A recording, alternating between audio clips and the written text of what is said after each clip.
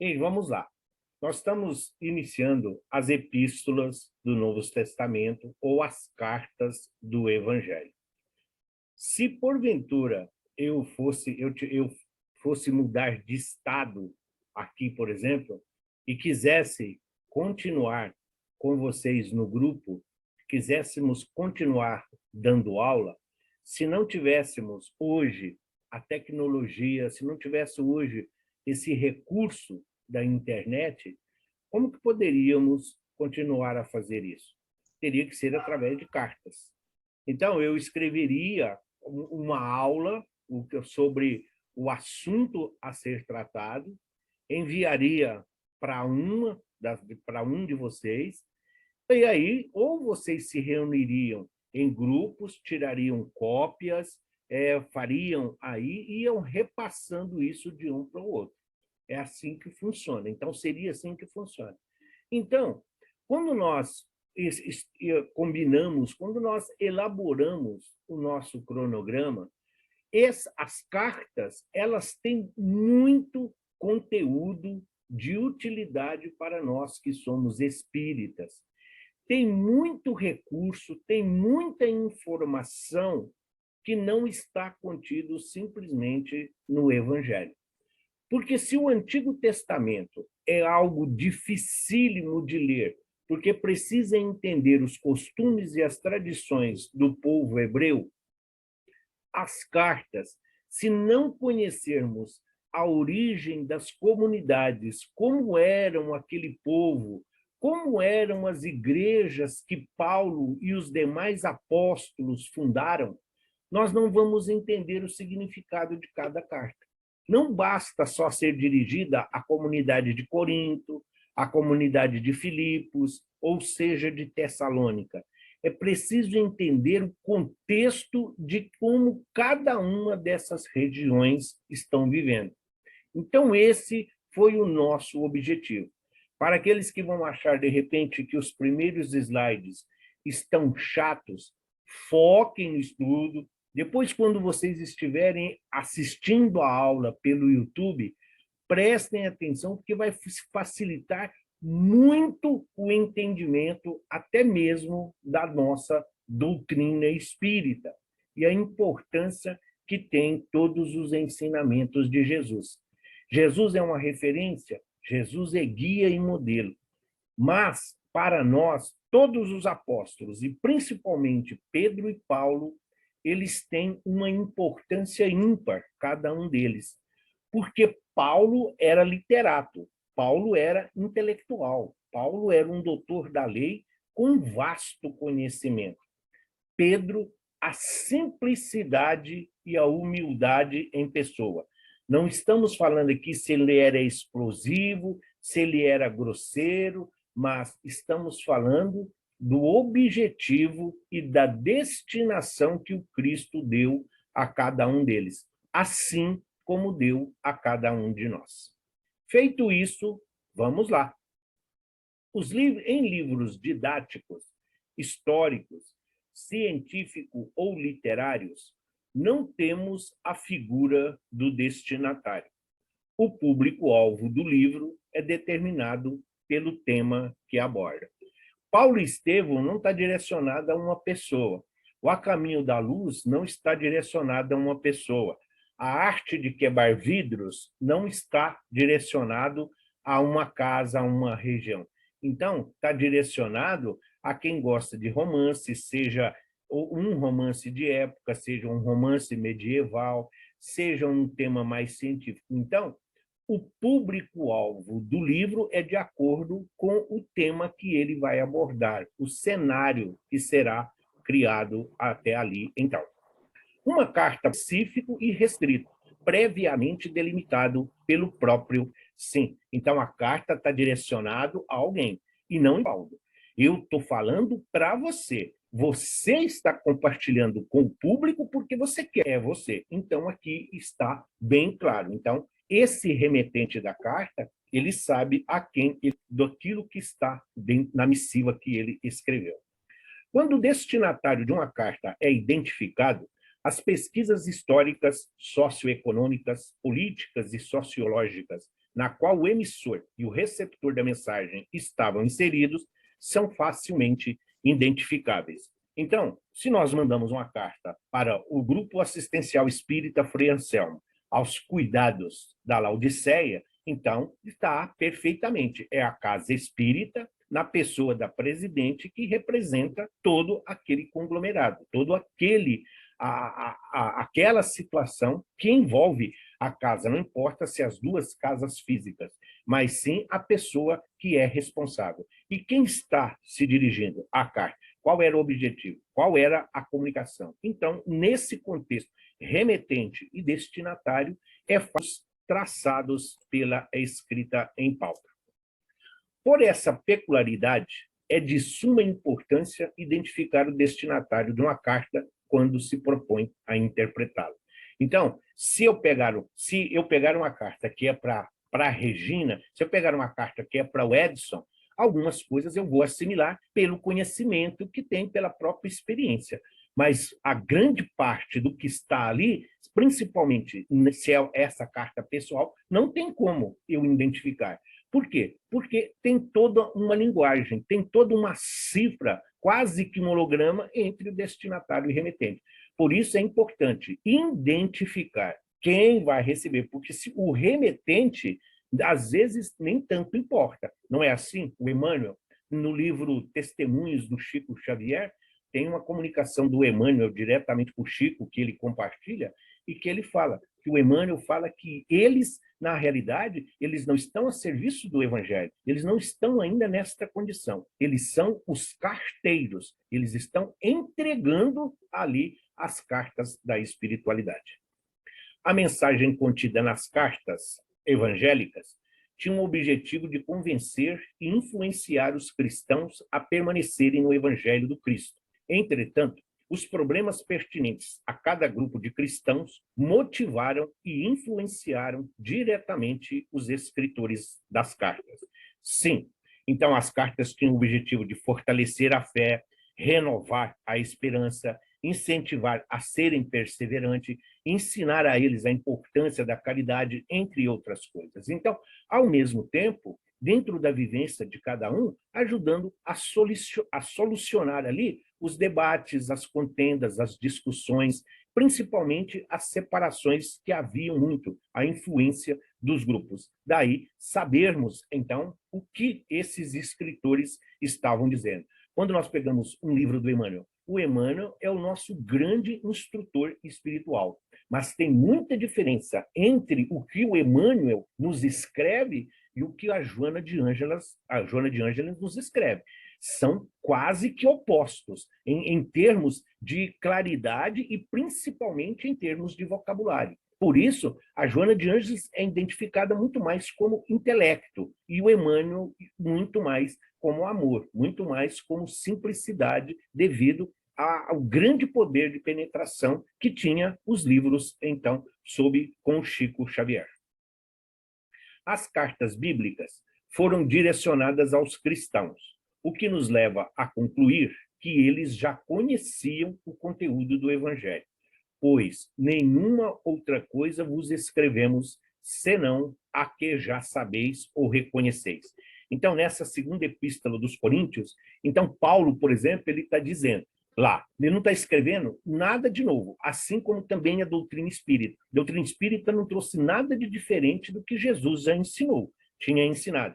Simplesmente trouxe uma nova interpretação. E isso fica bem claro. Então, os cristãos das comunidades que eram eles os destinatários das cartas, eles já tinham conhecimento do Evangelho, já tinham conhecimento de quem é o Cristo. Estamos falando de todos. Os recém-convertidos ainda tinham muitas dificuldades, como nós vamos ver. Mas a grande maioria, como o próprio Paulo está dizendo, sim, eles não estão escrevendo nada de diferente, simplesmente estão interpretando de uma forma mais clara. A linguagem de quem escreve uma carta é peculiar, pois não envolve somente signos linguísticos. Antes, há uma linguagem própria a quem escreve e a quem recebe a informação. Quando vocês estiverem pesquisando sobre as cartas, quando vocês forem fazer palestra, quando vocês estiverem dando aula, vocês vão ver que, em relação às cartas, Existem muitos estudos que falam os santos, falam os irmãos desta comunidade, os santos dessa comunidade. Aí é claramente uma alteração de grafia de editoras, de igrejas, de acordo com os interesses. Sempre que encontrarmos estas referências, nós sabemos que estão se dirigindo a cristãos. Então, é nesse sentido. A linguagem que tem entre os apóstolos, ou seja, os escreventes das cartas, já tem um prévio conhecimento das comunidades a quem eles estão se dirigindo. Ninguém escreveu uma carta para alguém que nunca ouviu falar ou uma comunidade que não tivesse o mínimo de conhecimento dos valores e dos costumes daquela região. Há uma linguagem própria entre pessoas que se conhecem e que acaba por influenciar o modo como se estabelece a comunicação. Sim, nosso grupo, grande parte do nosso grupo do Aprendizes, também se encontra aos domingos no estudo sistematizado do Evangelho. Sim, é uma linguagem diferente? Não, é uma interpretação diferente, não do Evangelho, mas a forma de abordar, porque ali nós temos testemunhos, ali nós temos experiências próprias, ali nós temos muitas vezes as criaturas relatando a sua própria experiência para enriquecer aquilo que nós estamos estudando. Aqui, no Aprendizes do Evangelho, além do conhecimento, além da informação, nós estamos recebendo a informação e linkando todas essas informações com a doutrina consoladora e confortadora que nós abraçamos, a doutrina dos Espíritos. Observe a diferença de apresentação entre os apóstolos Paulo e Pedro. Ambos eram apóstolos do Cristo, porém o apóstolo Paulo necessitava fazer uma defesa do seu apostolado, o que não era necessário ao apóstolo Pedro. Então, o que acontece? O que ele está dizendo aqui? Sim, todos nós somos servidores do Evangelho, todos nós somos ferramentas. Mas qual a diferença? Paulo vinha de perseguidor, Paulo vinha de assassino, Paulo vinha de homicida. Pedro, o escolhido pelo Cristo, a pedra angular do Evangelho. Então, Pedro não necessitava de apresentação. Onde ele chegava, era o enviado do Cristo. Onde ele chegava, era ele a quem o Cristo delegou a responsabilidade de apacentar as suas ovelhas. Paulo tinha que provar que ele realmente se converteu, que ele realmente se arrependeu, que ele realmente estava vivendo o evangelho que ele pregava. Então, é isso que ele está falando. E muitas vezes acontece conosco. Às vezes surge a dúvida, às vezes surge a indiferença. Por quê? Principalmente daqueles que não comungam conosco da mesma simpatia. Então, quando nós somos indicados, quando nós somos reverenciados, um amigo que nos indica, então esse amigo assume a responsabilidade por nós, mas sempre vai essa recomendação. Muitas vezes nós somos bem recebidos, muito mais por causa daquele que indicou do que pelo nosso próprio trabalho. E aí nós temos, além de não decepcionar quem nos indicou, quem nos nomeou, também todos aqueles que estão ouvindo. Precisamos corresponder à expectativa. É isso que ele está dizendo, e principalmente em relação a essas cartas. Para fazer essa defesa de si, o apóstolo Paulo era sutil em suas argumentações, para não transparecer certa arrogância ou que ele necessitava de tal reconhecimento. Ele mesmo deixa bem claro. Nas cartas paulinas, nas cartas de Paulo, muitas vezes nós vamos ver ali, não o apóstolo, nós vamos ver o doutor da lei, como nós vamos ver no estudo das cartas. Quando ele fala, o homem é a cabeça da casa. Esse é o doutor da lei, que está falando da lei judaica.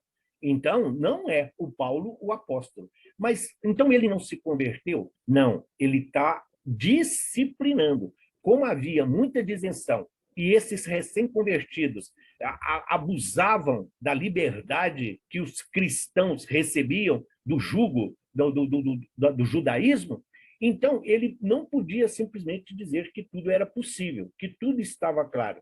Então, muita coisa ele abordava como doutor da lei, para manter a disciplina, para manter a ordem. Então, essa rigidez é o Paulo, doutor da lei, e não o Paulo, o apóstolo dos gentios, que está dizendo. É isso que ele está falando. Porque se ele fosse chegar lá, como ele fala, numa das comunidades, eles falam para ele: você não é apóstolo, porque você não caminhou com Cristo. E ele simplesmente responde: sou muito mais apóstolo do que todos eles, porque eu vivo o evangelho. E eles simplesmente caminharam com Cristo. É uma resposta arrogante? Não, para muitos é, até ferina, mas ele está colocando quem indagou na verdadeira condição, pois ele estava ali como discípulo de Jesus, que foi convocado às portas de Damasco.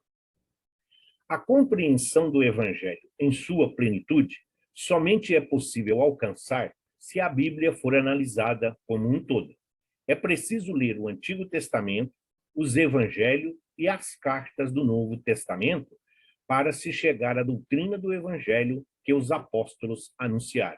Por que ele está dizendo que a Bíblia precisa ser analisada como um todo, senão não se compreende o Evangelho? Como todos os outros evangelhos derivaram do evangelho de Mateus, e Mateus escreveu seu evangelho para os judeus, para os hebreus, Mateus usa muito os profetas do Antigo Testamento. Então, quando Mateus diz lá que Jesus disse: quem tiver olhos de ver, que veja, quem tiver ouvidos de ouvir, que ouça. Não foi Jesus que disse. Jesus está reproduzindo um trecho que está no livro do profeta Isaías, lá do Antigo Testamento. Então, Mateus usa muito essas referências dos profetas do Antigo Testamento.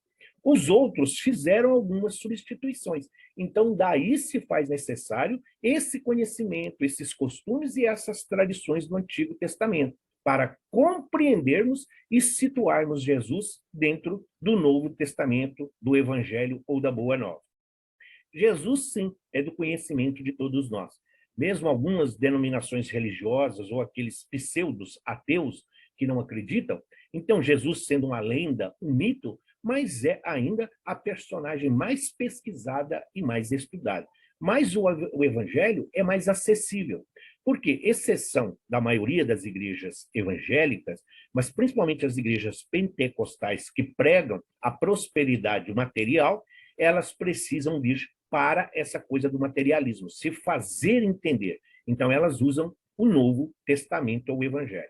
E as cartas vêm complementar. Seria, se nós ficássemos, o que seriam essas cartas que ele está dizendo aqui? Se nós pegarmos, seríamos para nós espíritas, o Antigo Testamento seria ele ali simplesmente o livro dos Espíritos. Todos os outros livros que vieram depois, ali, sendo o livro dos médiuns e o Evangelho, seria o Novo Testamento. E aí, a Gênese, o céu, o inferno, as obras póstumas, esses seriam as cartas. Então, tudo isso vem complementar a doutrina dos espíritos, o espiritismo, como queiram. E ainda temos mais outras cartas, que são as obras complementares. Assim como nós temos as cartas pessoais e as cartas pastorais, então, as obras do André Luiz são cartas pessoais, é a informação do André Luiz. Temos o Manuel Filomeno de Miranda, nós temos a Amélia Rodrigues, nós temos o Leão Denis, tudo isso são como se fossem essas cartas que vêm complementar o estudo do livro dos Espíritos, que vêm complementar o livro dos Médiuns, que vêm complementar todas as obras da codificação. Então, é isso que está dizendo este texto. Para compreendermos a Bíblia como um todo, é preciso ter um entendimento, ainda que pouco, de todos os livros que o compõem. As epístolas compõem 1/3 do Novo Testamento. Às vezes, os leitores têm dificuldades para entendê-las e voltam aos evangelhos com uma sensação de alívio. Muitos até se propõem a estudar por uma contingência, por uma conveniência, por uma necessidade. Muitos, às vezes, vendo falar que existem as cartas Paulo, a importância que Paulo tem dentro do cristianismo. Quem lê Paulo e Estevão fica encantado ali com a transformação do Saulo e com todo o cenário que o Emmanuel e o Chico nos traz, mas encontrando as dificuldades nas cartas, nas referências que são feitas, se perdem. E aí prefere voltar aos evangelhos. Os evangelhos representam a mesma coisa, o próprio evangelho segundo o Espiritismo. Algumas pessoas, ele já está todo desminuído, cheio de orelha, já tá, mas é mais fácil de ler do que as demais obras da codificação. Então, as pessoas começam a ler Mecanismos da Mediunidade, não vai dar. Começa a ler o Evolução em Dois Mundos. Nem pensar. O Universo e Vida, então, do Hernani Guimarães, as pessoas têm uma verdadeira ojeriza. Mas é muito mais porque, às vezes, não tem uma explicação ou um acompanhamento que facilite o entendimento. É isso que acontece. Por isso, as pessoas procuram sempre os romances, que têm a sua utilidade, mas muitas vezes não acrescenta muito. As epístolas contêm muitos ensinamentos de vital importância que foram transmitidos pelos apóstolos e pelos seus colaboradores.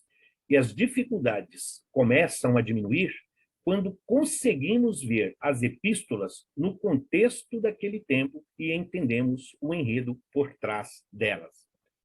Não é questão de gostar, mas quando você estuda, por exemplo, o Carnaval, você tem todo o entendimento. Aqueles jurados que estão ali para dar nota, eles não estão ali simplesmente por um lugar especial. Então, o jurado que vai analisar o enredo, ele tem que olhar se está de acordo com o tema, se aquilo é relevante, qual a importância que isso tem, e depois todos os outros, a harmonia, que não sei mais, alegoria, não sei mais o que, tem que estar de acordo com o samba enredo. Então, é um todo, é um contexto que está ali. Então, quando se lê as epístolas, quando lemos as cartas, é preciso irmos até o cenário onde está contido. Tessalônica, então vamos ver o que era a cidade de Tessalônica, como era essa comunidade, o que Paulo abordou nesta carta, por que ele escreveu e em que circunstâncias estavam lá. É esse o enredo. Então é preciso, além da interpretação, é preciso sensibilidade, suscetibilidade e conhecimento. Não estamos falando aqui de conhecimento de literatura, não estamos falando de palavras difíceis, não estamos falando de intelectualidade. Estamos dizendo conhecer o contexto do cristianismo primitivo, do cristianismo nascente, junto a todas aquelas seitas dos gentios e dos pagãos que o Cristo veio ali abraçar e acolher as suas ovelhas. Então, como a luz que passa repentinamente por um slide fotográfico, as cartas ganham vida e podemos perceber a mensagem que tinham naquela época e que tem ainda hoje.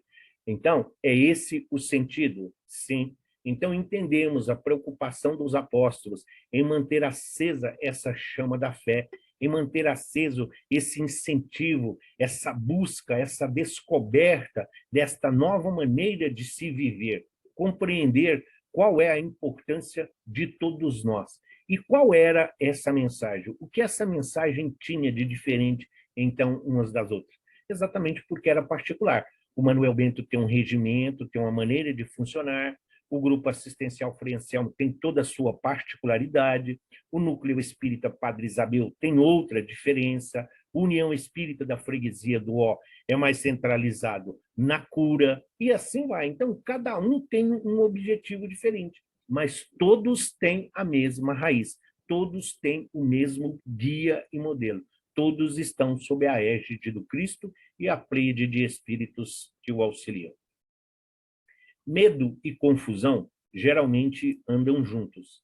A confusão naquele momento no mundo era muito real, produzindo um anseio espiritual, um desejo por verdade sólida no mundo cheio de mudanças e incertezas. Muito próximo do que nós estamos vivendo hoje, financeira e materialmente no mundo, esse pós-pandemia. Quando começou a pandemia, com o fechamento de muitos comércios, cidades, fábricas, empresas, algumas pessoas mais lúcidas dizíamos e recebemos essa informação espiritual. O problema não é a pandemia. O pós-pandemia é que vai refletir a verdadeira realidade. Então, por quê? Hoje nós vivemos um caos, um boom, né? desde socialmente falando, emocionalmente, espiritualmente, as pessoas estão em frangalhos. A mesma coisa era aqui. Então, você sai da crendice, você sai do misticismo, você sai da magia, você sai dos enganadores, dos magos, para uma certeza de um mundo espiritual que ainda não era conhecido, mas precisavam apegar. Por quê? Porque tinham o relato daqueles que conheceram o Cristo.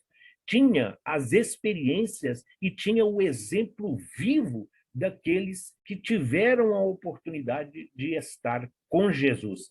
Então, toda essa euforia... Então, quando nós conversamos, às vezes nós estamos em algum lugar e uma antessala de médico, de odontologia, ou que seja, eu quando vou cortar o cabelo, né, tem muita gente quando vou cortar o cabelo, então, às vezes você está ali conversando, você fala às vezes 2, 3 palavras, a pessoa fala assim, você é crente? Você é evangélico? Aí, de repente, você fala, não, eu sou espírita. Ah, só podia ser, para falar desse jeito, com essa calma, isso tudo. Então, passamos a ser uma referência, nós passamos a mudar. Então, esse medo, essa confusão que hoje nós vemos aqui de interesses, corrupção, violência, tudo isso já existia, já, mas ficou mais acentuado devido à nossa reclusão. Os 3 anos que nós ficamos reclusos dentro do lar, praticamente convivendo só com a nossa família consanguínea, muito dessa crueldade, muito dessas dificuldades que hoje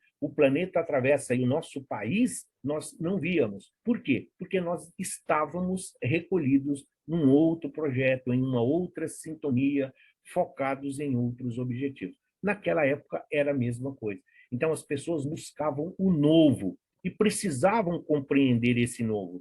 E muitos aproveitadores também sempre tiveram em todas as épocas. Então, os falsos cristos e os falsos profetas já proliferavam àquela época, gerando todas essas mudanças e todas essas incertezas dentro da doutrina do Cristo. A confusão era produzida porque as pessoas descobriam que havia muitas filosofias e religiões disponíveis, todas prometendo respostas às suas dúvidas. Não é uma mera semelhança com os dias de hoje. Há uns anos atrás, as pessoas diziam, tinha uma videolocadora em cada esquina, depois tinha uma pizzaria em cada esquina, um salão de cabeleireiro em cada esquina. Hoje temos uma igreja em cada esquina. Cada uma delas promete um mundo, promete uma forma de salvação, promete uma forma de sucesso, uma forma de ganho, uma forma de realização. Então, a confusão e o medo eram exatamente devido a essas filosofias, os pseudo-sábios, os pseudo-profetas, os aproveitadores, a ignorância que ainda perduravam, sempre tinham as criaturas. E é preciso sempre nós nos situarmos dos deuses, esses deuses de mármore, sejam os deuses gregos lá de Atenas, os próprios deuses romanos, como Júpiter, como Artemisa, Diana, que nós vimos em outras circunstâncias. Então, esses deuses que vão originar as imagens hoje da Igreja Romana ou catolicismo, então, por isso, essa veneração, toda essa veneração desses deuses de mármore perduram até hoje. Por isso, as promessas, por isso, as permutas que as pessoas fazem, essas crendices e esses costumes que ainda levam muitas das criaturas simples, aí os pobres em espírito, muitas vezes a se decepcionar com a igreja. Mas não é o Cristo, não é Deus, mas simplesmente as pessoas, os seres humanos, espíritos encarnados, falíveis, que estão se aproveitando desta situação. Se andássemos por uma das ruas de Éfeso, no tempo de Paulo, por exemplo, seríamos surpreendidos pela quantidade de pequenos templos para divindades diferentes, cuidados por devotos que acreditavam que o deus ou a deusa lhes havia prestado um favor. Então, se nós formos, quem vai lá em Aparecida levar a chave do carro para ser abençoado, não importa se você é evangélico, umbandista, espírita. Se você foi até lá, é porque você ou alguém acredita nisso. Então, você não pode criticar, porque você também foi. Mas isso não tem. Se você acredita nisso, tudo bem. Ah, mas você quer ter uma imagem de Nossa Senhora da Aparecida, de Santo Expedito, de São Judas Tadeu, de Santa Edvige, porque uma é de dinheiro, outra é das causas impossíveis, Nossa Senhora da Aparecida, porque é a padroeira do Brasil. Você pode, nós podemos, tudo nós podemos. E não é nem o caso aqui de ser lícito. O problema, a situação se complica quando nós colocamos ali toda a nossa fé. Porque quando essa imagem, quando este templo se rompe, a nossa fé muitas vezes vai junto. Mas era uma forma das pessoas agradecerem. Então, muitos dos críticos de hoje que falam das imagens, que fala dessa veneração, é preciso haver um respeito, porque as pessoas são gratas. Como um Deus abstrato, eles não conseguem compreender, como eles não conseguem compreender que nós vivemos no pensamento divino, eles preferem um Deus que eles podem pegar, uma imagem, um totem, um talismã, aquilo que dá sorte. É isso. E naquela época tinha muito, principalmente em Éfeso, quando Paulo vai ficar em Éfeso, ele enfrenta muito desses magos, as pessoas que viviam da magia, os exorcistas que queriam fazer exorcismo em nome de Jesus, e muitos deles apanhavam lá. Por quê? Porque eles falavam, é em nome de Jesus eu vos expulso. Mas eles não conheciam Jesus, não sabiam. Eles conheciam Jesus que o Paulo falava. Mas Paulo é uma coisa, eles eram outra. Então, a mesma coisa se refere aqui. Eles eram gratos ao Deus, à deusa, por um benefício, por uma conquista, por uma boa colheita, por uma caça produtiva. Tudo isso era motivo para que eles venerassem, então, os deuses de pedra. Ou poderíamos dar de cara com uma procissão, talvez em honra à deusa Roma. O culto imperial a Roma era muito popular nessa época por causa da paz e prosperidade geral. O Império Romano ele era muito amplo. E o César, na sua, porque A Caminho da Luz, o Emmanuel fala isso em relação ao Império Romano. O Emmanuel diz assim lá, na obra A Caminho da Luz, ele fala que então Jesus envia um dos seus discípulos mais disciplinados para que pudessem, então, ali dar continuidade. Porque o que era o Império Romano? O Império Romano, com sua amplitude, ele, territorialmente falando, ele abrangeu quase 2/3 da terra. Mas eles permitiam esse livre culto, permitiam a liberdade religiosa, onde todos iriam se abrigar sob o evangelho do Cristo. Então foi uma época de prosperidade. Então Roma era cultuado não só como cidade, a deusa Roma. Roma era como se fosse uma deusa. Quando nós falamos no Brasil, a padroeira, quando se fala em Aparecida, muitos poucos associam a basílica. A cidade de Aparecida é mística, a cidade de Aparecida é santa. Para muitas pessoas, o importante é ir em Aparecida. Não é nem a missa, não é nem passar em frente à imagem da santa. A mesma coisa que ele está dizendo. É essa veneração que se tinha por Roma. Passaríamos também por templos dedicados a diversos outros deuses e notaríamos a presença de prostitutas culturais, homens e mulheres, que trabalhavam em vários deles, oferecendo uma união com o poder da divindade através de relações sexuais. A troca, a oferenda, o sacrifício já vem dessa época. Assim como nós temos no Japão os samurais, o suicídio lá, por exemplo, é uma questão de honra. Então, isso é cultural entre eles. A mesma coisa tínhamos aqui nas cidades ali da antiga Grécia, nas comunidades de Éfeso, Tessalônica, Galácia, próprio Filipos, tinha muito. Então, tinha essas prostitutas, era uma coisa cultural. Quem tivesse relação com elas, por exemplo, então você acabava sendo privilegiado, você acabava recebendo o poder da divindade. Você recebia, não a imortalidade, mas você recebia uma série de benefícios. E, diferentemente de hoje, existiam, sim, porque a prostituição não é só um privilégio feminino. Existem também o masculino. E também não é da agora. Então, é preciso compreender todo esse contexto. A promiscuidade moral a época do Cristo, entre os pagãos e os gentios, foi, com certeza, o maior obstáculo que os apóstolos enfrentaram. Mudar esta forma de pensar.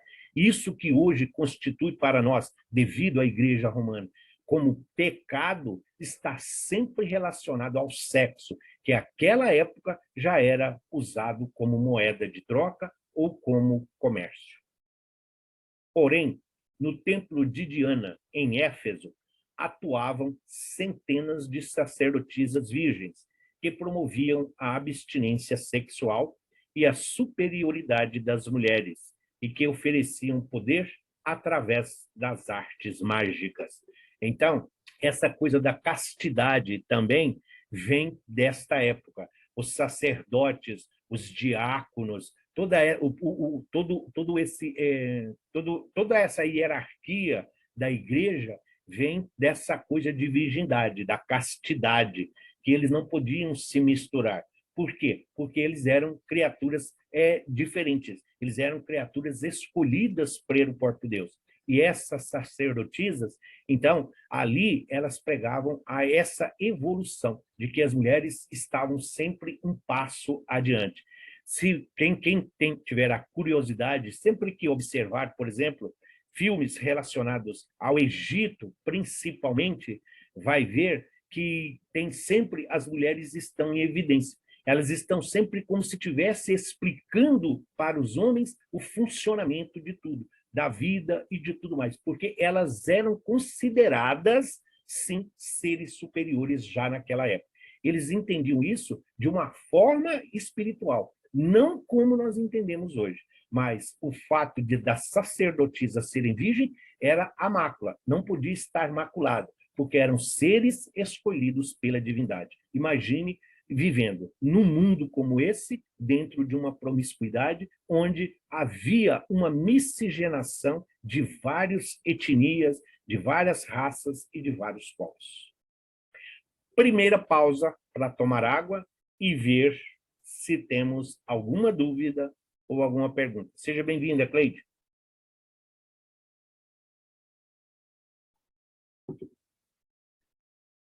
Dúvidas? 1. Dúvidas? 2. Vamos embora. Vamos lá. Vamos lá. Quer perguntar, Inês? Não, queria só falar para você aí, porque não tem pergunta nenhuma no chat. Obrigado. A terceira parte do Novo Testamento é composta pelas cartas ou epístola dos apóstolos às novas igrejas fundadas. Lembrando sempre, mais uma vez, igreja, no hebraico, e a tradução de igreja é comunidade. Então, quando Jesus diz a Pedro, tu és pedra e sobre ti edificarei a minha comunidade, comunidade dos cristãos. O que é a comunidade dos cristãos? O planeta Terra, porque a mensagem do Cristo ela é relativa ao nosso planeta. Para muitos, universal. Não, não está relacionado ao universo, está relacionado ao nosso planeta. O decálogo é universal, mas o planeta Terra, o diretor angélico é o Cristo. Então, onde está escrito igreja, leia-se comunidade. Essa parte, as epístolas, ela é dividida em outras duas, tem mais duas divisões. As 13 epístolas ou cartas de Paulo e as chamadas epístolas ou cartas gerais, escritas por outros apóstolos. Então, nós vamos ver mais uma vez, por quê? Porque nós já fizemos um premier dessas cartas. Então, nós vamos abordar, não com propriedade, cada uma delas que virá na sequência do nosso estudo, mas fazem parte e precisa-se de esclarecimento. Então, a terceira parte da Bíblia, sim, é as cartas. As cartas dividem em cartas ou epístolas de Paulo ou epístolas paulinas e as gerais, ou pastorais, como queiram, nós vamos ver. As 13 de Paulo são as seguintes: carta aos Romanos, onde Paulo escreve sobre a justiça de Deus e o ensinamento sobre a salvação. Quando Paulo, nesse convívio, ele sim era doutor da lei, está ali, membro do Sinédrio, discípulo de Gamaliel, estava sendo preparado para ser o dirigente maior. Nesse convívio, quando ele conhece e ele sabe da extensão e do poderio do Império Romano, então, a partir da sua conversão, e ele vendo os erros, os equívocos e os enganos que ele cometeu por falta de conhecimento, então, em um determinado momento, vendo a extensão e o poderio que tinha os romanos, então Paulo decide escrever aos romanos, explicando a eles qual era a missão do Cristo, o que era a justiça de Deus, que aqui a lei de ação e reação. Sim, ele falava do ensinamento também sobre a salvação. Sim, assim como para muitos dos estudiosos da vida de Paulo, eles falam que nesta carta que Paulo cometeu um equívoco, porque ele fala que a salvação vem pela fé, e Jesus dizia que vinha pelas obras. Não, Paulo não está errado. Ele está dizendo para os romanos que tinham os deuses de pedra como ídolos e que atendiam às suas necessidades.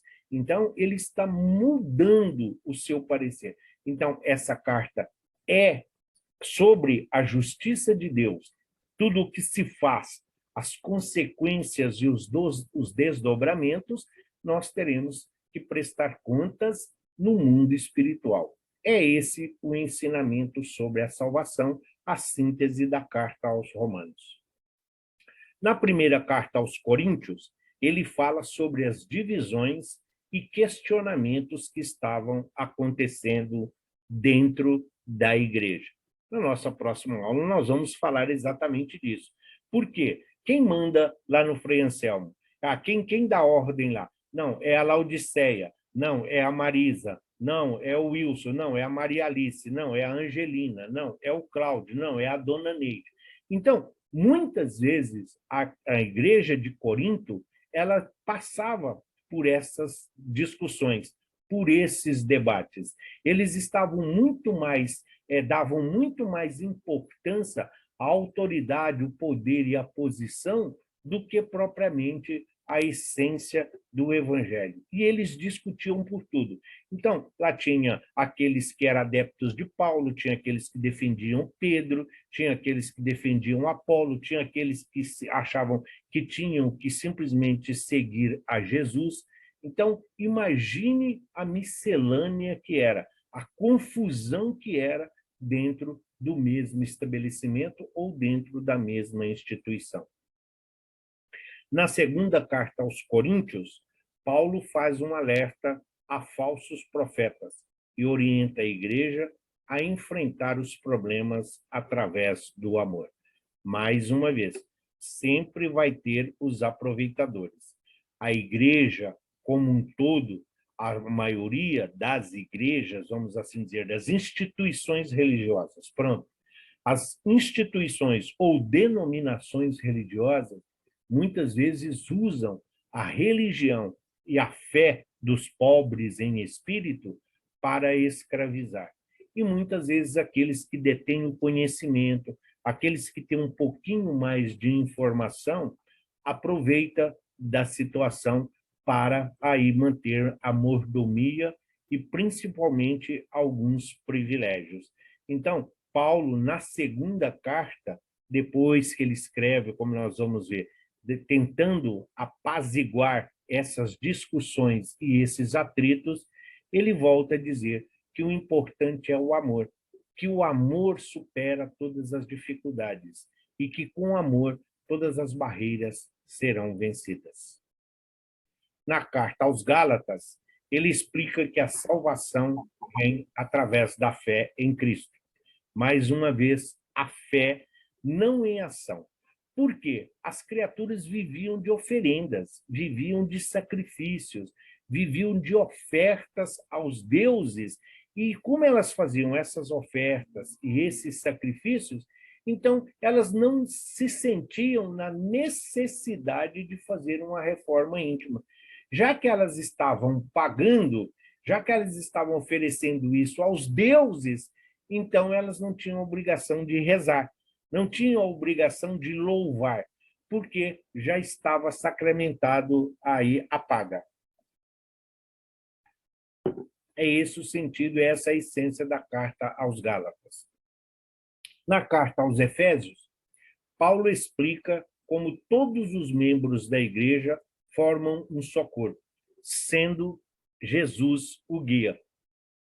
É muito interessante esses dons quando Paulo fala dos membros da igreja na carta aos Efésios, porque ele faz um paralelo com o corpo. Então, ele diz que o Timóteo é o braço, que o Tito é a perna, que a Cloé é a cabeça, mas ele vai colocando a importância de cada um dos membros para o funcionamento perfeito do corpo todo. Então, ele fala exatamente isso, que a igreja, que a comunidade é como se fosse o corpo, onde cada um dos participantes, onde cada um daqueles que estão ali, colaboradores e servidores, é um dos membros. Todos têm a sua importância. É isso que ele vai falar. Então, nessa carta aos Efésios, que é onde ele ficou preso, Éfeso foi onde ele ficou maior parte da sua vida, que ele ficou preso, foi em Éfeso. Era uma comunidade que estava sempre sendo abalada por escândalos e tudo mais. Então, Paulo coloca aí a importância do conjunto para o perfeito funcionamento da comunidade. Na carta aos Filipenses, Paulo ensina como superar os sofrimentos da vida com a força e a alegria que vem através de Jesus. Filipos, primeira comunidade que Paulo vai pregar, é a primeira onde ele ali se torna, vamos assim dizer, o pregador. E ele, então, para eles, em termos de gratidão, porque foi também nessa comunidade de Filipenses, de Filipos, que eles o sustentaram quando ele estava iniciando a sua vida apostólica, ainda como tecelão, porque Paulo nunca viveu do evangelho, ele sempre trabalhou para o seu sustento. E ele mostra que quando nós estamos a serviço do Cristo, com alegria, com disposição e com responsabilidade, mesmo que estejamos em sofrimentos, ele é amenizado, porque nós não temos tempo para pensar na dor, porque o importante é a obra, é o Cristo que existe em cada um de nós, nos impulsionando a seguir adiante. Na carta aos Colossenses, cidade de Colossos, ele adverte e ensina que a fé deve ser apenas em Jesus Cristo e em nenhum outro ensinamento. Então, nós temos hoje as doutrinas espiritualistas, nós temos aqueles que dizem que são só místicos, alguns falam assim, não, mas esta situação é isso, é aquilo. Não, ele está dizendo, sim, tudo flui para o mesmo ponto. O evangelho é um ponto convergente. Só que nós temos que ter uma referência, e essa referência é Jesus. Pode ser espiritualista, pode ser materialista, você pode ser de uma força, de uma energia, de uma inteligência, desde que tenhamos Jesus como guia e modelo. Jesus, guia e modelo moral. Jesus, guia e modelo de amor, de educação. Jesus, o grande educador, o grande psicólogo, o grande médico do espírito, o grande médico das almas. Então, quando nós conhecemos o evangelho, nós podemos, você pode assistir uma missa e ver a beleza da missa, você pode ir numa gira, num terreiro de Umbanda, e você pode sim, você pode se alegrar com os atabaques, com a sua marcação, com todo aquele ritmo que tem. Mas Nossa, o atabaque no terreiro. Tá, muitos criticam, mas gostam de samba. O samba é derivado disso, é marcação. É, quem tem um pouquinho de sensibilidade compreende, mas isso não significa que tanto um como o outro seja. Não, mas é Cristo presente em todas essas situações. Porém, precisamos ter fé. Fé não se transfere, fé não se deixa como herança, fé se adquire. E quem adquire a fé não perde mais nada neste mundo. Na primeira carta aos Tessalonicenses, o apóstolo fala sobre a primeira vinda de Jesus à Terra e a importância da busca pela santidade. Então, quando Paulo está preso em Éfeso, né, o livro Paulo e Estevão fala exatamente disso, que é quando ele vai na igreja, porque todo mundo chega falando das comunidades que estão com problema, com discussão, com debate, com isso, com aquilo. E aí, quando Paulo vai à igreja rezar porque ele está sentindo que não consegue, né, atender a todo mundo, então, exatamente nessa igreja onde ele vai rezar, é que Jesus, então, através da mediunidade dele, de Paulo, através, mediunicamente, Jesus, então, lhe diz, audiente que ele era, ele ouve Jesus, por que você não escreve? E aí ele fala que, a partir daquele momento, vai deixar, então, Estevão ao seu lado, orientando-o mais de perto para que ele possa alcançar esse objetivo. Logo que ele sai da igreja, ele, então, recebe ali um grupo de amigos chegando com umas notícias preocupantes de Tessalônica, alguns problemas que estavam vendo lá na comunidade de Tessalônica. E é ali, então, segundo o Emmanuel, no Paulo e Estevão, que ele fala que, então, ali ele, então, resolve escrever a essa comunidade, uma vez que ele não poderia se deslocar até lá.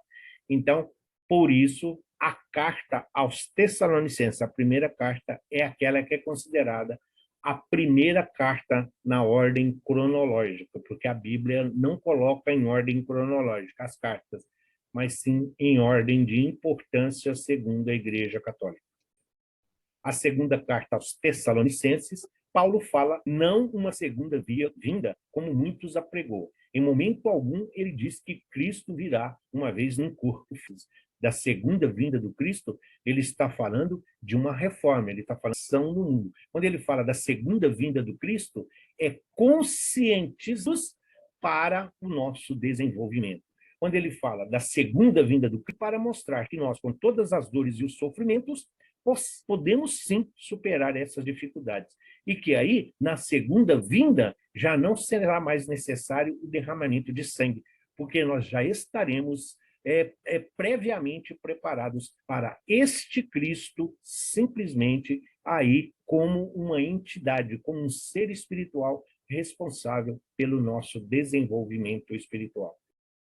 Na primeira carta a Timóteo, ele aborda um tipo de conduta que se deve ter dentro do templo. Timóteo, um discípulo de Paulo, um jovem adolescente a quem Paulo ensinou, educou, interpretou para ele o evangelho. Paulo levou ele em diversas viagens, apresentou ele a diversas comunidades, ele falava na sinagoga e falava ali com conhecimento, falava com propriedade. Então, Paulo colocava para ele, além dos preceitos de Moisés, o do Cristo, a importância da moral, do exemplo. Não basta simplesmente você ter conhecimento, é preciso exemplificar. E exemplificar é praticando aquilo que se diz ou que fala. Na segunda carta a Timóteo, ele fala sobre os tipos de obstáculos que as pessoas fiéis a Jesus enfrentam.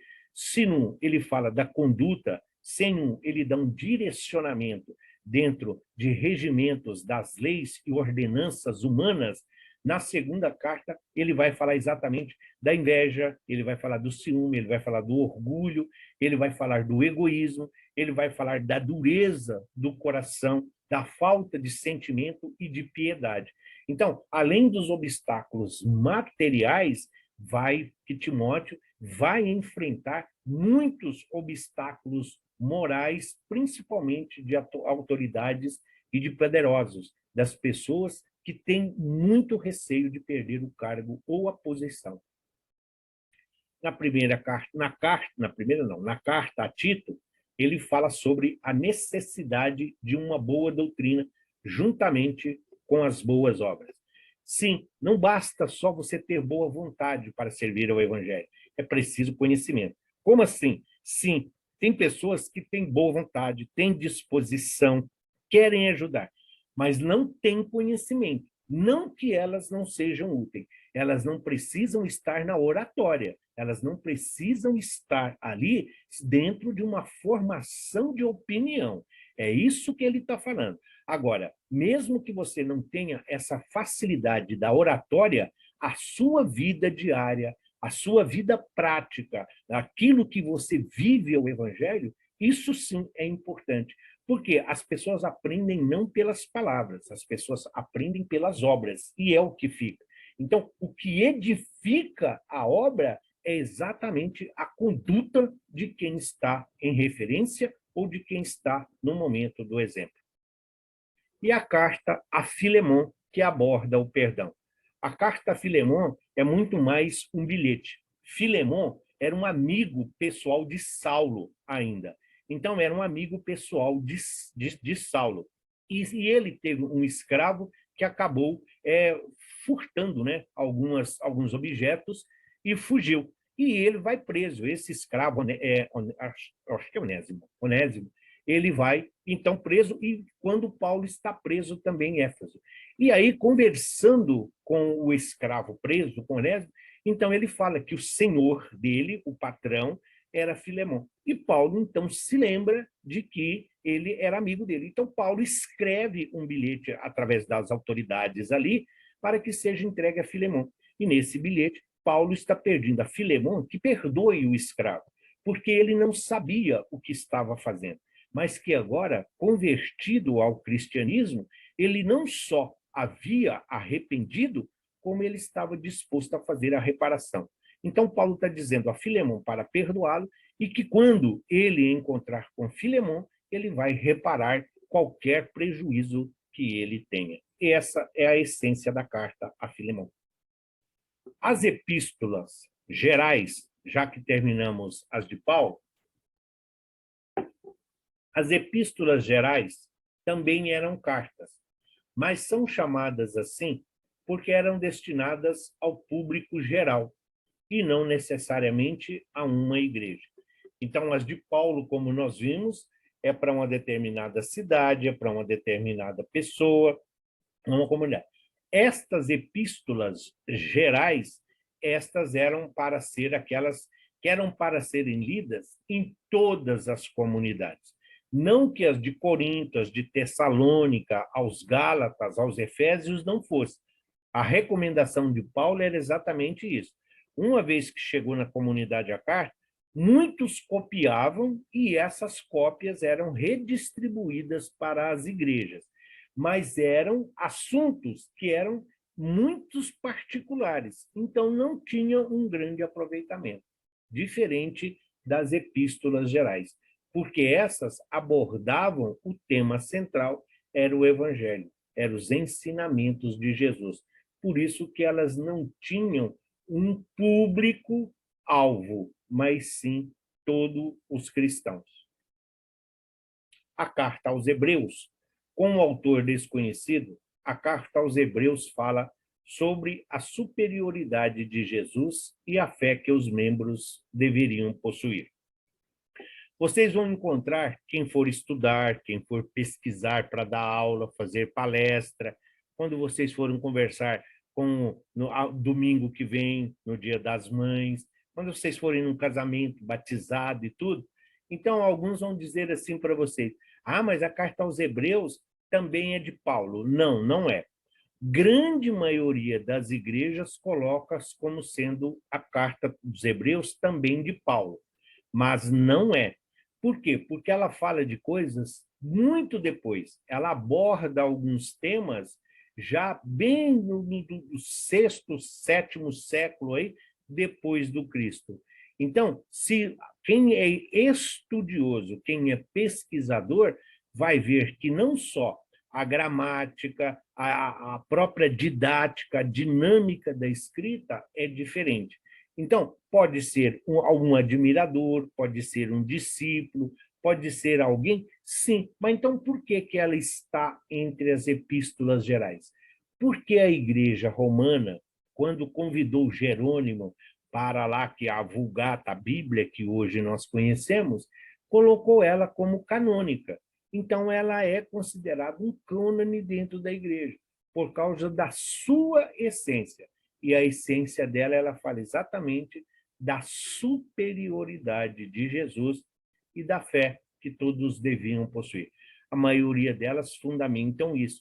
O que é fé? As pessoas, os pagãos, os gentios, as outras religiões da época eram muito materiais, eram muito aqui do sacrifício, tudo você podia pagar. E se você pode pagar, tudo pode ser comprado.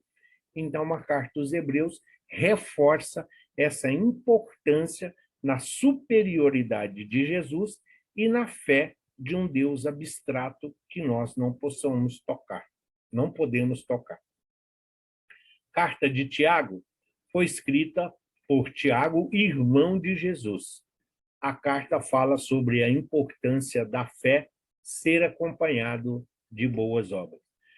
Mais uma vez, aqueles estudiosos, aqueles que só focam na letra, e o próprio, porque quando Jesus diz lá no seu evangelho, aqui está a minha mãe e os meus irmãos, são todos aqueles que comungam do evangelho, os mais afoitos costumam dizer assim, porque no evangelho segundo o Espiritismo, o próprio Kardec fala que os irmãos de Jesus não tinham conhecimento da sua missão e da sua importância. Sim, mas eles eram 6. Não significa que todos eles pensavam da mesma forma. E entre eles está Tiago. Tiago não só acompanhou Jesus, como tem a carta, como o próprio Lucas vai se referir a Tiago, irmão de Jesus, no livro, no Ato dos Apóstolos. Em 2 versículos, Lucas diz claramente, não é aquela ali, Maria, a mãe de Jesus, e não é aquele Tiago, o seu irmão? Então, sim, então essa carta de Tiago, o irmão de Jesus, mostra, sim, mais uma vez, a importância da fé e das obras, porque fé sem obras é uma fé morta. Fé sem edificação, sem colocar a mão na massa, sem você colaborar, a caridade material, a caridade que consola, que conforta, que alimenta, que cura, que sacia a sede, isso é uma obra do Evangelho. A mesma de conhecimento, a mesma de divulgação. É essa a essência da carta de Tiago. A primeira carta de Pedro, a carta fala sobre a alegria de quem crê em Jesus, mesmo no sofrimento, e também sobre a glória de Deus. Deus, mais uma vez, esse pensamento divino, tudo que nos cerca, o Todo-Poderoso, o Criador de todas as coisas. E a fé é o que nos impulsiona, segundo Pedro, é o que nos alimenta, é o que nos sustenta em nossa caminhada. Essa é a essência da sua primeira carta. Sempre lembrando, Pedro era analfabeto. Não significa que depois, com a ajuda de Mateus, com a própria Madalena ou Maria de Magdala, que eles não desenvolveram aí as primeiras escritas.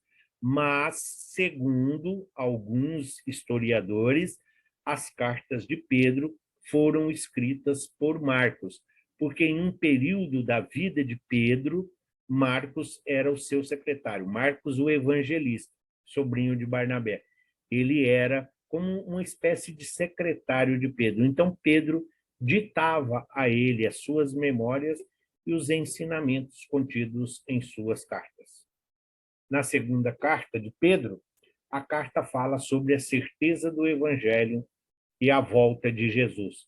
Muito comum, porque nesse período da segunda carta, Pedro já estava muito próximo de Paulo.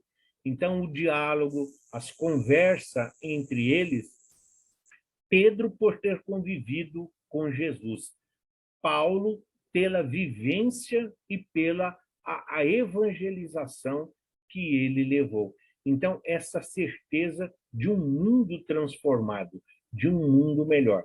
A volta do Cristo como fé, como a presença do amor, a manifestação divina de Deus em forma de amor. Seria essa a volta do Cristo, a essência da segunda carta de Pedro. A primeira, segunda e terceira carta de João, escritas pelo apóstolo, já então ali exilado na ilha de Pátimo. Estas cartas falam sobre a importância de amar uns aos outros, as boas ações e sobre confessar os pecados para obter o perdão divino.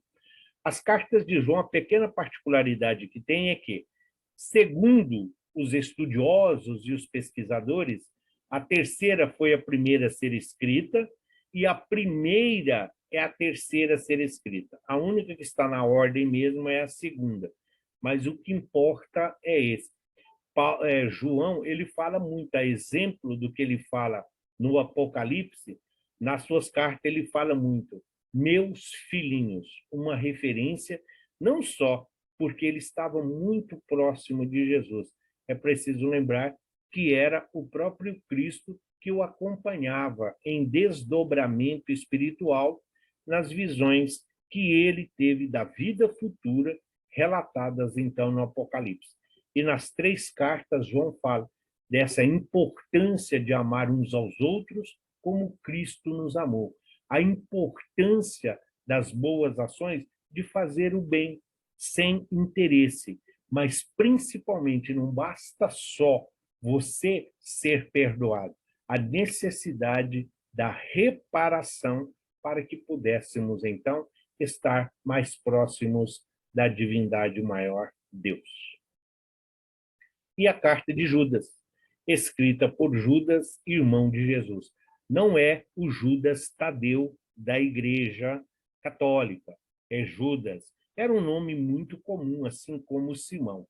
Então, Tiago, Judas, eram dois dos irmãos de Jesus que seguiram os seus ensinamentos e que acompanharam mais de perto. Não o suficiente para abrigar e proteger Maria, até porque, como todos nós sabemos, eles não eram filhos de Maria, eram filhos da primeira esposa de José, o que não significa que não tinham pelo Cristo todo esse carinho. Os outros nem têm referência, mas aqui está mais uma vez a carta de Judas, exatamente falando daquilo que o Cristo havia dito, dos falsos profetas, dos falsos cristos, que aproveitariam a ignorância, aproveitariam da falta de conhecimento para manter mordomias e privilégios que eram ainda muito comuns entre os poderosos da época. Na epístola aos Filipenses, que nós vamos abordar, vai dar tempo sim. Na epístola aos Filipenses, porque aqui nós concluímos as cartas. E aí agora nós vamos falar especificamente das cartas que nós vamos abordar uma a uma elas no desenvolvimento do nosso cronograma. Na epístola aos Filipenses, Paulo ensina a permanecer firmes e unidos e a trabalhar juntos na defesa da fé. É possível que um dos princípios filipenses seja o de que orar a Deus e confiar nele traz a paz que excede. Nessa carta aos Filipenses, então Paulo fala exatamente disso. O Criador é o Todo-Poderoso, que não cai uma folha de uma árvore se não for da vontade de Deus, que ele sabe das nossas imperfeições, mas que nós temos que fazer. A paz de Deus facilita o entendimento e a compreensão. É o devotamento e simplesmente a abnegação que todos nós necessitamos. É isso que ele está falando nessa carta à comunidade de Filipos, a quem ele foi muito grato pela acolhida que ele teve. O estudo das mensagens de incentivo contidas nessa epístola de Paulo pode ajudar os cristãos a perseverar e ser fiéis até o fim. Na luta para seguir o Cristo, eles também poderão tornar-se confiantes e, como Paulo, declarar: posso todas as coisas em Cristo que me fortalece. Ou, como alguns traduzem, tudo posso naquele que me fortalece. Porque Paulo está dizendo aos filipenses exatamente isso. Como eles o ajudaram no momento de necessidade, Paulo está dizendo: olha, eu fui firme na minha fé quando estava passando necessidade. Mas quando eu tinha também o que comer e onde dormir, eu também continuei na minha fé. Então é isso que ele está dizendo. Nós vivemos não na oscilação, mas nós vivemos fases, ciclos, etapas. Nós passamos por várias situações e várias circunstâncias. E em todas elas, tudo nós podemos. Porque é o Cristo, é Ele a nossa base, é Ele o nosso alicerce. Com Cristo, tudo nós podemos, pois Ele é a fortaleza que nos protege. Filipos foi o primeiro lugar da Europa onde Paulo pregou o evangelho formalmente e fundou um ramo da igreja. Um dos principais motivos pelos quais Paulo escreveu essa epístola foi expressar gratidão pelo afeto que os cristãos de Filipos lhe demonstraram e pelo auxílio financeiro que lhe prestaram durante a sua segunda viagem missionária e o seu encarceramento em Roma. Como dissemos, ajudou no momento em que ele precisava, é a gratidão, é o reconhecimento que muitas vezes nós não temos. Muitas vezes nós deixamos nos levar e no momento da abastança ou da felicidade, às vezes nos esquecemos de quem nos ajudou quando estávamos em dificuldades. Além disso, Paulo louvou os membros de Filipos por sua fé em Jesus e deu-lhes conselhos pautados em informações a seu respeito, recebidas de um membro filipense chamado Epafrodito. Então, quando o Epafrodito vai encontrar-se com Paulo e falando da comunidade, dos problemas, do desenvolvimento da comunidade, então Paulo, nessa carta, ele coloca essas orientações, esse direcionamento, exatamente atendendo à solicitação de Epafrodito, mas que era um objetivo, era um anseio de toda a comunidade. Então, Paulo deixa isso bem claro. Importância, sim. Em todas as cartas, praticamente, ele vai falar da fé como salvação, mas sempre pontuando dentro que ter fé não é ficar encarcerado dentro da igreja ou da comunidade, mas sim no socorro, no auxílio, na evangelização e, principalmente, superando as crendices, as magias e as tradições dos gentios e, principalmente, dos pagãos. Em seus conselhos, Paulo os incentivava a ser humildes e unidos. Paulo também alertou os filipenses quanto aos cristãos corruptos, como os que ensinavam que a circuncisão era necessária para a conversão. Sim, nós sabemos, circuncisão, todos os espíritos encarnados de uma forma masculina, no 8º dia, tinham que fazer a circuncisão. Sim, isso era uma prática judaica. Então, Paulo entendia e tratava como corrupto todos aqueles que diziam que quem não era circuncisado não podia ser considerado cristão, que se você não fizesse a circuncisão, você não podia ser cristão e receber os ensinamentos de Jesus, que a sua fé você não seria aceito. Então, era mais uma vez os poderosos, os líderes se aproveitando, principalmente das pagas, porque a circuncisão ela só podia ser feita pelo rabino, só podia ser feito pelas autoridades. E isso tinha oferendas, gratificações, que tudo amealhava. Era também uma forma de comércio. Então, Paulo está dizendo, assim como eles falavam da circuncisão ser obrigatória, a mesma coisa que dizia, se você quiser ser cristão, você não pode comer peixe de couro, você não pode mais cortar a barba, você não pode mais cortar o cabelo. Uma série de crendices, uma série de costumes que eles impunham como condição. E Paulo está dizendo que isso não era necessário. Ele está fazendo um alerta. Essas pessoas falsamente argumentavam que os novos convertidos precisavam submeter-se à antiga lei da circuncisão do Velho Testamento, antes de se tornarem cristãos.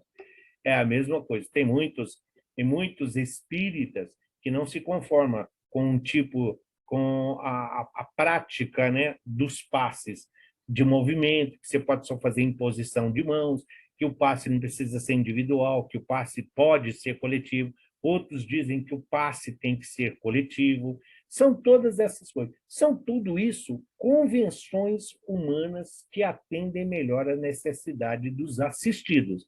Agora, fazer desse regimento, fazer dessas normas uma regra de conduta para ser aceito como espíritas, então, sim, nós não temos paramentos, nós não temos imagens, nós não temos uma série de circunstâncias nas casas espíritas. Mas isso não significa. Quem vai ao Manuel Bento, você vai ver um quadro ou outro de Maria, de Jesus. Da mesma forma, você vai no Frei Anselmo, tem lá um quadro do Frei Anselmo, você tem um de Francisco de Assis. Não é uma veneração, é uma espécie de homenagem, é só uma referência para quem chega, para também a pessoa vai chegar ali, vai encontrar aquelas paredes muitas vezes brancas, eles não têm uma referência. Então, é uma referência de cristão, é uma referência que eles conhecem. É isso que Paulo está dizendo. Paulo expressa gratidão pela amizade dos cristãos filipenses. Ele ensina que a oposição que enfrentou a serviço do Senhor, inclusive o encarceramento, foi benéfica à causa do Evangelho. Incentivou os membros da igreja a permanecerem firmes e unidos na defesa da fé. A amizade, que ele fala na carta, ajuda uns aos outros. É a maneira de você estar próximo. Quando ele fala, inclusive, o encarceramento, ele está falando exatamente do Cristo. Estive preso e me visitastes.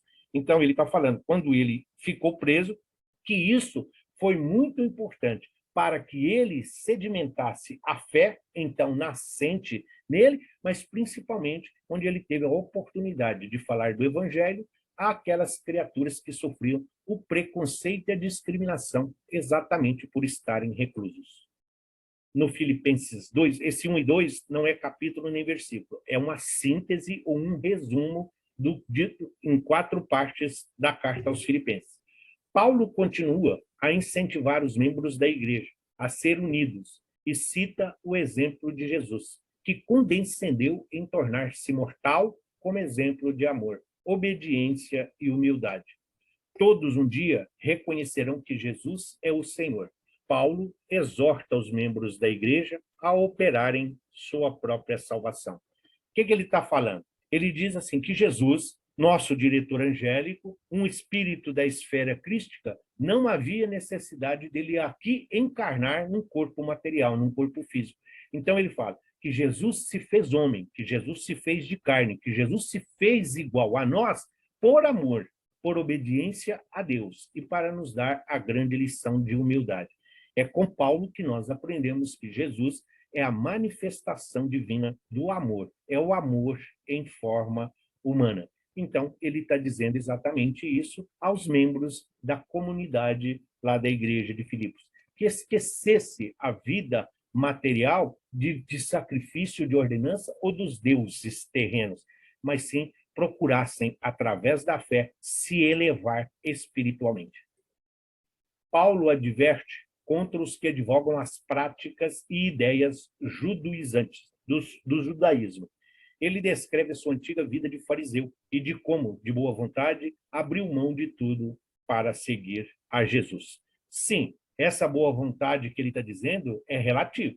Ele está falando que aqueles que defendem o judaísmo e a lei de Moisés, então ele conta dos seus equívocos, dos seus enganos, da perseguição que ele lhe infligiu a todos os cristãos. Ele sempre vai fazer questão de falar do apedrejamento que ele ordenou a Estevão, e ele fala que ele abriu mão da boa vida. Quando ele fala abriu mão de tudo para seguir Jesus, porque ele estava sendo preparado para ser o chefe do Sinédrio, o chefe maior dos hebreus ou dos judeus. Então ele deixa a boa vida, a vida de mordomia, de autoridade, de privilégios, para seguir a vida humilde e simples, como foi a vida de Jesus. E ele exorta os cristãos a seguir o seu exemplo e prosseguir rumo à salvação. Paulo esclarece que Jesus transformará o nosso corpo físico e imperfeito em um corpo glorioso como o dele. E aqui não é o que nós aprendemos dentro da doutrina espírita, não é nessa carta aos Filipenses que Paulo vem falar para nós aquilo que os benfeitores disseram a Kardec, não é do perispírito que ele está falando, esse aperfeiçoamento. Sim, num planeta de provas e expiações, o corpo é grosseiro, o corpo é denso, o corpo é pesado. Nós precisamos nos arrastar pelo planeta. À medida em que vamos evoluindo, à medida em que vamos avançando na escala espiritual, então nós vamos mudando de mundo. E o nosso corpo vai ficando cada vez mais rarefeito, mais sutil, mais etéreo. É isso que ele está falando. Até chegarmos a uma condição de termos um corpo como o do Cristo, que se desintegrou, que simplesmente evaporou e não precisa passar por esse processo de decomposição tão penoso como é o de hoje. Paulo incentiva os cristãos de Filipos a sempre se alegrarem no Senhor. Ele os exorta a substituir a ansiedade pela gratidão e promete-lhes que terão a paz de Deus que ultrapassa todo o entendimento. Alegrar-se não é festejar, é celebrar a vida. É isso que ele está falando. Se alegrar em Cristo é celebrar a vida, é celebrar as conquistas, é celebrar uma nova oportunidade.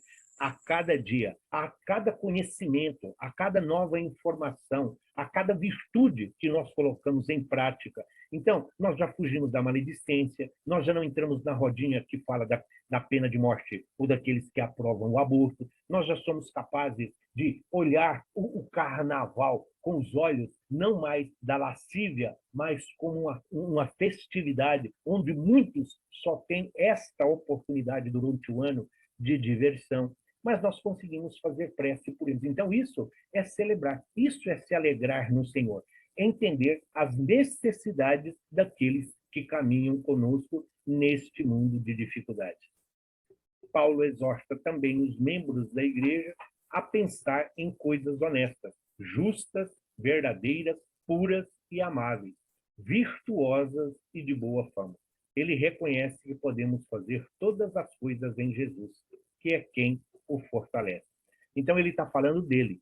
Ele diz que Jesus é o caminho dele, ele diz que Jesus é a verdade que ele prega, que Jesus é o pão que o alimenta, que Jesus o conduz pelas veredas da necessidade, onde ele pode ter uma ferramenta útil, um instrumento, onde ele pode falar do conhecimento, onde ele pode falar dos erros e dos equívocos que ele cometeu, mas da transformação que hoje ele enfrenta, que a prisão, que a fome, que o apedrejamento, que a perseguição, em momento algum, fez com que a sua fé fraquejasse, que ele foi perseverante. E na carta aos Filipenses, ele está incentivando todos eles a serem, assim como ele, perseverantes no Evangelho de Jesus.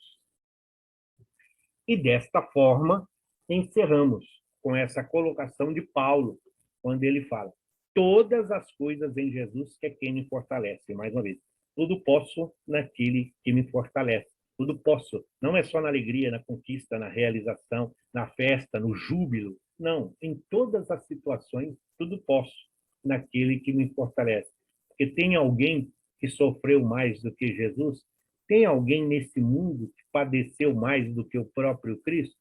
Então, a gratidão de Paulo à comunidade de Filipos, através dessa carta, ele mostra exatamente isso, esse incentivo do que eles o ajudaram.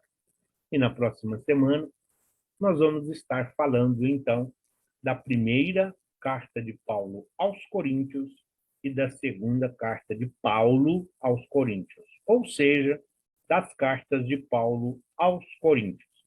Na imagem à esquerda está o Corinto de antigamente, as ruínas, que hoje ainda perduram, mas hoje existe uma cidade moderna, como é esse canal que liga hoje esse istmo aí, que à época de Paulo ele tem uma faixa de terra de 6 quilômetros, mas que para navegar à época de Paulo precisava dar uma volta aí de quase 6.000 quilômetros, contornando o mar Egeu, aí do mar Jônico, para chegar. Então, hoje temos esse canal dentro dessa modernidade tecnológica que a lei do progresso e a lei do trabalho nos permite. E a segunda carta de Coríntios, só uma referência, aqui essas ruínas é do templo de Afrodite, daqueles templos como o que tinha em Éfeso, das sacerdotisas, da própria cultura ainda, né, das prostitutas a serviço, que usavam o sexo para fazer com que as criaturas chegassem à forma do endeusamento ou se sentissem privilegiados. Tudo isso nós vamos discorrer na nossa próxima aula. Que assim seja, graças a Deus e graças a Jesus.